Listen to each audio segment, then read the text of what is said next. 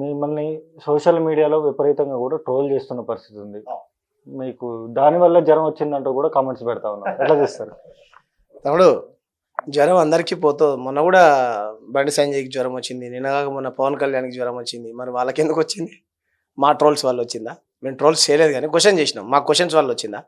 సరే, ఏదైనా అదంతా ఒక రాజకీయ విమర్శ, దాన్ని నేను పెద్దగా చర్చలోకి తీసుకోను. కానీ మేము ఏమంటున్నామనంటే, ఈ ట్రోల్స్ చేసేటువంటి మూకలు ఎవరైతే ఉన్నారో, ఈ ఆర్ఎస్ఎస్ బీజేపీ భావజాలానికి సంబంధించినటువంటి వ్యక్తులు, మేము అడిగినటువంటి ప్రశ్నలకు సమాధానం చెప్పండి.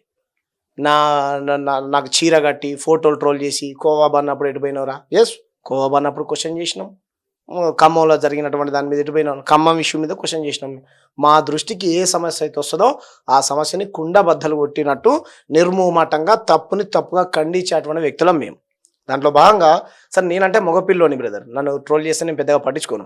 అరే, మీ ఇలాంటి తోటి జర్నలిస్టు, మీతో పాటు కలిసి జర్నలిజంలో పనిచేస్తున్నటువంటి వ్యక్తి, సరే తన ఛానల్ పేరు చెప్పకపోయినా అది వేరే విషయం. ఆమె ఒక ఛానల్లో పని చేసుకుంటూ తన పని తను చేసుకుంటా ఉంది. విప్లవ శ్రీ అనే ఒక స్త్రీ, ఆడ మహిళ పైన ఈ రకంగా ఆమె ఒక రకమైనటువంటి బట్టలు వేసుకుంటే చూడు బొద్దింక భామ, ఇంకో ఈమె అని చెప్పేసి ఆమె మీద అనేక రకాల ట్రోల్స్ చేస్తూ ఉన్నాయి. వీళ్ళకు సిగ్గు శరం ఇజ్జత్ మానం ఏమైనా ఉండాలి కదా? ఈ ఆర్ఎస్ఎస్ బీజేపీ భావజాలానికి సంబంధించిన వ్యక్తులు భారత్ మాతకి జయ అంటారు, ఇటువంటి మహిళలను, భారత స్త్రీలని, మహిళలని ఈ రకంగా ట్రోల్స్ చేస్తూ అసభ్యంగా కామెంట్స్ పెడతా ఉంటారు. ఈ సంస్కారం అనబడుతుందా? దీనికి బీజేపీ సమాధానం చెప్పకూడదా? అక్కడ ఉన్నటువంటి వ్యక్తులందరూ, చాలామంది మహిళలు రకరకాల బట్టలు వేసుకొని వచ్చారు. నిజంగానే పోనీ అటువంటి బట్టలు వేసుకుంది అనుకో, వేసుకుంటే తప్పే ఉన్నది. మేము బీజేపీ నాయకులకు సంబంధించినటువంటి ఎంపీల బిడ్డలు, ఎమ్మెల్యేల బిడ్డలు గోవా అల్లలకు పోయి బికినీలు వేసుకుంటారు, అది మాత్రం తప్పు లేదు. ఆ బట్టలు వేసుకుంటే మీకు వచ్చిన నష్టం ఏమున్నది? ఆ బట్టలపైన చర్చ కాదు కదా. కాబట్టి మాట్లాడేటువంటి వ్యక్తులు, క్వశ్చన్ చేసేటువంటి వ్యక్తులు, ప్రభుత్వాలను నిలదీసేటువంటి జర్నలిస్టుల పైన ఈ ట్రోల్స్ ఏవైతే ఉన్నాయో, ఇవన్నీ ఒక పని కట్టుకొని ఈ బీజేపీ ఆర్ఎస్ఎస్ మూకలు అంటే ఇలానైనా ట్రోల్ చేసే వాళ్ళు మమ్మల్ని క్వశ్చన్ చేయకుండా మానేస్తారు అనేటువంటి దాంతో వాళ్ళు ఇలా ట్రోల్ చేస్తూ ఉన్నారు. ఈ ట్రోల్స్ని మేము తీవ్రంగా ఖండిస్తూ ఉన్నాం. మేమే కానీ మా పార్టీ కానీ, వీసీకే పార్టీ, నేను ఎప్పుడు కూడా పార్టీ లైన్లో ఇటువంటి మాటలు మాట్లాడా, కానీ 100కు 200% ఇటువంటి దుర్మార్గుల యొక్క చర్యల్ని 100% మా పార్టీ తీవ్రంగా ఖండిస్తుంది. మా పార్టీ మేము విప్లవ్ శ్రీకి అండగా ఉంటాం. మీరు చెప్పినట్టు నా మీద ట్రోల్స్కు నేను భయపడను. నేను నా మీద ఎటువంటి ట్రోల్స్ వచ్చినా నేను ఎటువంటి తప్పులు చేయలేదు, భయపడను. తప్పుగా మేము ఖండిస్తాం. అది అంటే నిన్న పవన్ కళ్యాణ్ కూడా తెలంగాణ రాష్ట్ర విభజనని గురించి మళ్ళీ మాట్లాడండి. ఊరికే తెలంగాణ మీదే ఎందుకు పవన్ కళ్యాణ్ ఇట్లా మాట్లాడుతున్నారంటే ఏం సమాధానం చెప్తారు? మనం మైక్ టీవీ వేదిక కూడా అనేక విషయాలని చెప్పే ప్రయత్నం చేసినాం. పవన్ కళ్యాణ్ గారిని తెలంగాణలో తిరగొద్దని కానీ, పవన్ కళ్యాణ్ గారిని తెలంగాణలో పోటీ చేయొద్దని ఎవ్వరూ చెప్పట్లేదు. ఎస్, మీరు 2వ తారీఖు వచ్చి మీటింగ్ పెట్టుకుంటా అన్నారు. 2వ తారీఖు మా తెలంగాణ ఆవిర్భావ దినోత్సవం. నువ్వే చెప్పినావు, ఆగస్టు 15 రోజు బ్రిటిష్ కంపెనీ చాక్లెట్లు మనం ఇండియన్స్ వండుకొని తింటే ఎంత పాపమో, నువ్వు కూడా 2వ తారీఖు హైదరాబాద్లో మీటింగ్ పెట్టుకుంటే అంత పాపం. నీకు తెలంగాణ ఆంధ్ర విభజన ఇష్టం లేదు. నువ్వు 11 రోజులు 12 రోజులు నిద్రాహారాలు మానేసినా అన్నావు, తిండి మానేసినా అన్నావు. నీకు ఇష్టం లేదు, నువ్వు మా రాష్ట్ర ద్రోహివి. 2వ తారీఖు వద్దా బాబు? తెలంగాణ ప్రజలు మొత్తం ఆగ్రహంతో రగులుతా ఉన్నారు. సీమాంధ్ర పాలకులు ఎవరైతే ఆ రోజు మా బిడ్డల బలిదానాలకు, సావులకు కారణమయ్యారో వాళ్ళని తిట్టుకుంటూ మా వీరులకు మేము నివాళులు అర్పించుకునేటువంటి రోజు. నువ్వు ఆయన తెలంగాణ ఉద్యమంలో ఉన్నాడువా? జైలుకు పోయినాడువా? నీకేం హక్కునే తెలంగాణ ఉద్యమం గురించి కానీ, తెలంగాణ గురించి మాట్లాడేటువంటి హక్కు నీకేమున్నది? కొండగట్ట అంజనకు సాయం చేసిన అంటావు. కొండగట్ట అంజన కేవలం తెలంగాణకే పరిమితమా? భగవంతుడు అందరి వాడా? కొందరు వాడా బ్రదర్? ఒక ప్రాంతానికి పరిమితమా భగవంతుడు? గుజరాత్ మహాత్మా గాంధీ గుజరాత్ అయినా కాబట్టి గుజరాత్లో విగ్రహాలు పెట్టద్దని విగ్రహాల గురించి మాట్లాడుతావు, తెలంగాణను అవమానిస్తావు. మళ్ళీ నాకు తెలంగాణ పోరాటమే నాకు, నా పార్టీకి స్ఫూర్తి, నేను పార్టీ పెట్టడానికి కారణం అంటావు.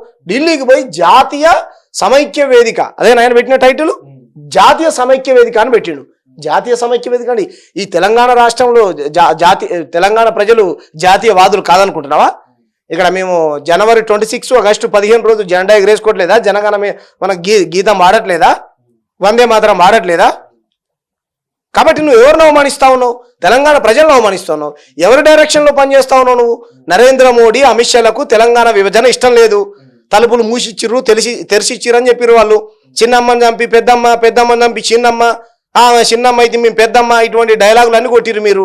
మీ పార్టీలో ఉన్నటువంటి నాయకుడు, నువ్వు కూటమిలో ఉన్నావు కదా, ఆ బీజేపీలో ఉన్నటువంటి నాయకుడు పాకిస్తాన్తో పోల్చిండు తెలంగాణ ఆంధ్ర విభజనను. ఆ తీరును నువ్వు ఖండించలే. నువ్వు పోయి ఆడ కూర్చొని జాతీయవాదం గురించి మాట్లాడతావు. ఏం మాట్లాడతాడు పవన్ కళ్యాణ్? నీ కనీసం తెలంగాణ పేరుని కూడా ఉచ్చరించే ఆ అర్హత లేదు. కాబట్టి ఈ త్యాగాలను అవమానిస్తా ఉన్నావు నువ్వు. తెలంగాణ ప్రజలు జాతీయవాదులు కదా, ఎందుకు కాదు? ఇక్కడ నీ పక్క రాష్ట్రంలో అమ్మనేటి ఇక్కడేమో లోకేష్ రాజ్యాంగం అమలు కావట్లే. తెలంగాణలో భారత రాజ్యాంగ నిర్మాత డాక్టర్ బాబాసాహెబ్ అంబేద్కర్ రాసిన రాజ్యాంగం అమలు అవుతుంది. దేశం అంతటా అదే అమలు అవుతుంది. అదే అమలు చేయమంటున్నాం మేము కూడా. మీకు రాజ్యాంగాన్ని గౌరవించినటువంటి దొంగలు మీరు, రాజ్యాంగాన్ని అవమానించే వాళ్ళు దేశద్రోహులు, వాళ్ళు జాతీయవాదానికి వ్యతిరేకులు. మేమా? కాదు కదా. కాబట్టి నువ్వు తెలంగాణ సమాజాన్ని, తెలంగాణ వీరులని, తెలంగాణ పోరాటాన్ని అవమానిస్తావు. నువ్వు ఏందండి జాతీయవాదం? హూ అంటే జాతీయవాదం అయిపోదు కదా. ఏంది చెప్పు నీ జాతీయవాదం? నిన్ను వచ్చినటువంటి నరేంద్ర మోడీ గారు అదే పక్క జిల్లాలో రాయలసీమ ప్రాంతానికి సంబంధించినటువంటి మురళీ నాయక్ అనే ఒక జవాన్ ఆపరేషన్ సింధూర్లో అమరుడైతే వాళ్ళ కుటుంబాన్ని పరామర్శించిన పాపాన పోలేదు మీ నరేంద్ర మోడీ.